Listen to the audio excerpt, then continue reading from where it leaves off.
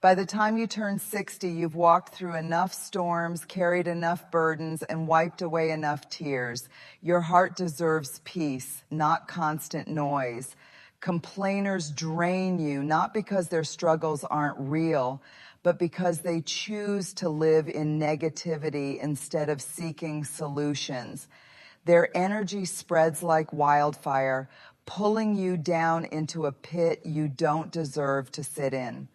At 60, you've earned the right to say, no, I will not carry your weight when you refuse to carry your own. There comes a point in life, especially when you've reached 60, where you begin to notice a pattern in people. Some relationships feel heavy, not because of what you share, but because of what they constantly demand. These are the users, the ones who only show up when their hands are empty, but never when their hearts should be full. They don't call to ask how you're doing. They don't stop by to celebrate your little victories. They don't check in when you're quiet or when your spirit is low. Instead, their presence is always tied to a need. Can you lend me this? I need your advice again. Do you have time to help me? It's always about them and rarely about you. The danger of users is not just in what they take, it's in how they leave you. They drain your time, your emotional energy, your financial resources, and sometimes even your confidence. And when you pause to reflect, you realize the relationship was never mutual. It was never balanced. It was never built on love, but on convenience. At 60, your time is more valuable than ever. Every hour, every day, every moment is sacred. And it is a tragedy to spend those moments pouring into people who see you as a well that never runs dry. You are not an endless source for others to drink from, while they never once think of pouring back into you. This stage of life demands boundaries. Boundaries that say, I love you, B. But I cannot be your constant rescue while you refuse to rescue yourself. Boundaries that declare, I will not be a resource to be used. I am a person to be respected. Healthy relationships at 60 and at any age must be reciprocal. They should feel like a steady exchange of love, encouragement, respect, and care. When you give, you should also be able to receive. That doesn't mean keeping score, but it does mean noticing if you are the only one showing up time after time. If someone only remembers you when they need something, then they don't deserve the gift of your presence. Because at this age, you are called to surround yourself with people who see your worth, not just your usefulness.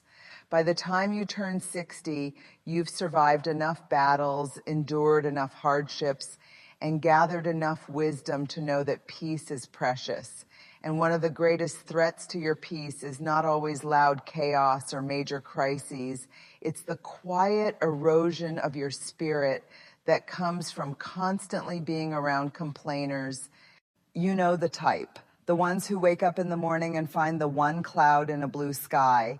The ones who can take good news and find a way to twist it into something negative. If you tell them about a new opportunity, they'll tell you about all the ways it could fail.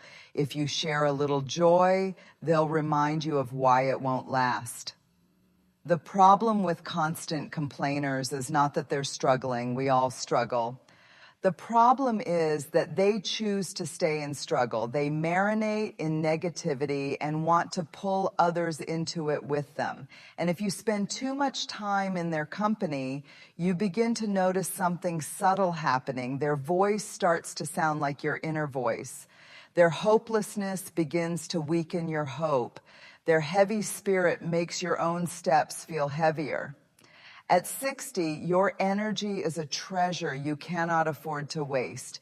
You don't have to feel guilty for pulling back from people who only see the bad, who refuse to see the good, and who constantly want to hand you their misery as if it were a gift. Your soul wasn't created to be a dumping ground for endless complaints. Here's the truth. Life is already challenging. We all face losses, disappointments, aches in our bodies, and wounds in our hearts. But even in all that, there is still beauty. There is still laughter, sunsets, children's voices, quiet mornings, and second chances. To stay in a spirit of gratitude is a choice. To stay in a spirit of constant complaint is also a choice.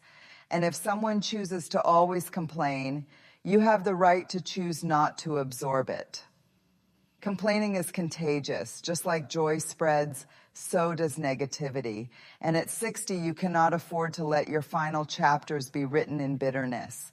You need voices around you that remind you of strength, that celebrate small victories, that remind you that life, despite the pain, is still worth smiling through. This does mean you stop being compassionate. It doesn't mean you refuse to listen when someone is genuinely hurting. It means you draw the line between someone who is grieving and someone who is addicted to complaining. The first needs your comfort. The second needs your distance. So at this stage in your life, give yourself permission to step away from the constant complainers. You don't owe them your peace. You don't owe them your energy. You owe yourself the freedom to protect your heart from voices that weigh it down. One of the most painful truths you learn by the time you reach 60 is that not everyone will celebrate your dreams. In fact, some people will do everything they can to crush them. These are the dream killers. They are the ones who carry negativity like a weapon, and they use it to slash at your hope every time you dare to believe in something bigger. You know them because they wear the mask of realism. The moment you say, I've been thinking about starting this, or I'd love to try that, they cut you down with words like, you're too old for that. That's impossible at your age. Why don't you just settle? They package their discouragement as wisdom, but it's not wisdom, it's fear. Their own unhealed fear. And here's the truth, their negativity has nothing to do with your dream. It has everything to do with their limits. They're not really saying you can't do it. They're saying they can't imagine themselves doing it. And so they project their small vision of life onto your wide open horizon. But at 60, you have to protect your dreams with the same urgency that you protect your health. Because your dreams are not childish fantasies, they are proof that your soul is still alive. The fact that you can imagine, that you can hope, that you can still see possibility, that's a sacred gift, and no one has the right to take that from you. Remember this, you are not too old to begin again. Some of the world's greatest achievements were born in the later chapters of people's lives. There are books written, businesses launched, ministries started, and legacies built by people who refuse to let the clock dictate their destiny. Dream killers will laugh at that idea. They'll say, what's the point now? But the point is simple. Life is not measured by how many years you've lived. It's measured by how much life you've poured into the years you have left. And at 60, you may have less time than before, but you have far more wisdom. You know what matters. You know who you are. You know what you won't waste time on anymore. And that makes your dreams even more powerful. If you surround yourself with dream killers, you'll start shrinking your vision just to fit their doubts. But if you surround yourself with encouragers, the ones who say, go for it, the ones who believe in you even when you're unsure, you'll find your courage growing every day. So here's the decision you must make. When someone constantly tears down your dreams, stop inviting them into your conversations about the future. Not everyone deserves to hear your vision. Some people only deserve your silence. Protect your dream just like you would protect a seed in its early stages, because it only needs the right soil, not the wrong hands. At 60, dream killers must have no place in your circle, because the years ahead of you are too valuable to be wasted on people who cannot see what you see. Choose to stand with those who water your hope, not those who choke it. By the time you turn 60, one thing becomes clear. Peace of mind is more valuable than approval, and integrity is more precious than popularity. And nothing robs peace faster, nothing corrodes integrity deeper than surrounding yourself with gossip spreaders. Gossip may look harmless on the surface. It often disguises itself as casual talk, a harmless story, or just sharing. But underneath, it's poison. It destroys trust, damages reputations, and plants seeds of division. At this age, you've seen enough to know the person who eagerly gossips to you will just as quickly gossip about you. Gossipers thrive on drama because it makes them feel important. They rarely create, rarely build, rarely encourage. Instead, they stir, they spread, they infect. And if you stay too close, you'll find yourself pulled into a cycle of conversations that leave you feeling heavy, suspicious, and spiritually drained. At 60, you must protect your heart from this cycle. Why? Because your years ahead are too short to be wasted on noise that produces nothing. Gossip never heals. Gossip never solves. Gossip never grows. It only shrinks hearts, fractures communities, and replaces joy with bitterness. And here's the painful truth. Gossipers are not always strangers. Sometimes they are people in your own family, your longtime friends, even those who claim to love you. That makes it harder to step back, but it also makes it more necessary. Because every time you allow gossip to linger in your space, you're telling your soul, I am willing to carry someone else's poison. Silence in the face of gossip is not weakness, it's wisdom. Walking away is not rudeness, it's self-respect. You don't owe anyone an audience for their small talk when their small talk destroys lives. Instead, fill your circle with people who use their words to lift, not to tear. People who talk about ideas, about purpose, about growth, not about the failures and flaws of others. At 60, you don't need whispers in corners. You need voices that cheer for you in the open. So make the choice. When gossip enters the room, you exit. When someone invites you into drama, decline the invitation. When people notice your silence, let them. Your silence is your shield. Your refusal is your freedom. Life is too short to waste your final chapters in conversations that add no value. And peace is too sacred to sacrifice for the thrill of being in the know. Let gossip spreaders find another crowd to entertain because your life is now about peace, purpose, and authenticity.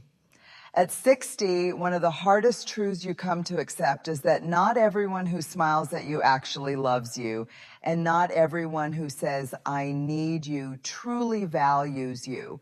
Some people only need you because of what they can gain. And among the most dangerous to your peace are the emotional manipulators. These are not always loud abusers. They are often subtle, soft-spoken, and skilled at twisting situations so that you always end up feeling guilty. They know which strings to pull in your heart. They'll play the victim when they're wrong, and they'll remind you of your kindness when they want to take advantage of it. They'll say things like, after everything I've done for you, if you really loved me, you'd do this. I can't believe you'd treat me this way. It's not love, it's control, and control wears you down. By the time you reach 60, your energy is too sacred to be trapped in cycles where someone else decides how you should feel. Emotional manipulators want you to doubt yourself, question your choices, and carry their burdens on top of your own. They thrive when you silence your needs to meet theirs. And the longer you allow them access, the smaller you become. But here's what wisdom teaches you. Your worth is not tied to how much you sacrifice for others. You are not here to be someone else's endless fixer, rescuer, or emotional punching bag. At this stage of life, you are allowed, without apology, to protect your peace. Boundaries are your safeguard. Saying no without over-explaining is your strength. Refusing to play their games is your freedom. And yes, they will accuse you of being selfish, but let me tell you, protecting your soul is not selfish, it's survival. And here's something even deeper. Manipulators only win when you keep trying to prove your love to them. Once you stop explaining, stop apologizing, stop giving in, their power breaks. Their hold on you ends. At 60, your future must belong to truth, not games. You deserve relationships where love is free, not forced, where care is mutual, not demanded, where respect flows both ways, not just one. Emotional manipulators cannot give you that because their goal is not love, it's control. So let this be your line in the sand. I will no longer shrink myself to fit someone else's expectations. I will no longer let guilt decide my choices. I will no longer mistake manipulation for love. You've walked too far, survived too much, and gained too much wisdom to let your final chapters be written under someone else's control. Emotional manipulators may knock at the door of your heart, but at 60, you finally know you don't have to open it. By the time you turn 60, you've carried decades of responsibilities, endured countless challenges, and poured yourself out for family, friends, work, and community. You've been the shoulder, the provider, the peacemaker, the encourager, and yet some of the deepest wounds don't come from strangers. They come from the people who never celebrate you. These are the ones who go silent when you succeed, the ones who look away when you shine, the ones who minimize your victories as if they were accidents or luck. They may smile to your face, but behind that smile is discomfort, even resentment. And you can feel it, because at 60, your intuition is sharp enough to recognize who's genuinely happy for you and who secretly hopes you fail. The danger of being around people who never celebrate you is not just that they don't clap, it's that they condition you to shrink. You start lowering your voice when you share good news. You downplay your accomplishments. You hide your blessings. You live small so they won't feel uncomfortable. And slowly you begin to believe that your light is too bright, when in truth their eyes are simply too weak. But hear this clearly. At 60, you no longer have the luxury of silencing your joy to make someone else feel better. You've earned every laugh line, every scar, every victory, every lesson. You've walked too far to apologize for your glow. If someone cannot stand beside you and cheer, they do not deserve a front row seat in your life. Celebration matters because it reflects love. People who celebrate you are people who see you.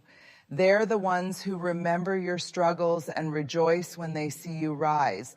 They're the ones who clap loudly, not because they have nothing going on in their own lives, but because they believe there is enough room in the world for all of us to shine. At this age, choose to keep people close, who honor your wins, big or small, the ones who smile when you succeed, the ones who clap even when their own hands are tired. Those are the safe people, the trustworthy people, the ones you can build joy with. And as for those who never celebrate you, don't beg for their approval, don't wait for their applause, and don't measure your worth by their silence. They're in a bill. Itty to cheer is not your failure, it's their limitation.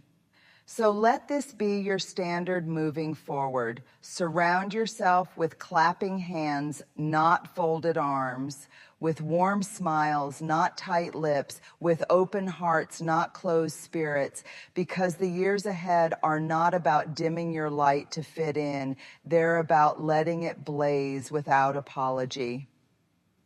At 60, the ones who never celebrate you must be left behind because your final chapters are too sacred to be written in the shadows of people who cannot honor your light. When you reach 60, life is no longer about proving yourself to anyone. It's about protecting the peace you've earned, the wisdom you've gathered, and the joy you still deserve. Every year, every scar, every lesson has shaped you into someone who knows what matters and what no longer does. And one of the greatest lessons you learn is this: who you allow into your circle determines the quality of the years you have left. The constant complainers, the users, the dream killers, the gossip spreaders, the manipulators, and the ones who never celebrate you, they all have one thing in common. They drain life instead of giving it. And at 60, you cannot afford to be drained. Your time is too valuable. Your energy is too sacred. Your heart is too wise to be wasted. This stage of life is not about adding more noise. It's about creating space for peace. It's about sitting with people who make you laugh freely, who honor your dreams, who clap when you win, and who walk with you through both pain and joy. It's about choosing depth over drama, truth over pretense, and love over manipulation. So protect your circle, guard your peace, and remember, you don't need many people around you, just the right ones, because the final chapters of your life deserve to be lived with light, freedom, and joy.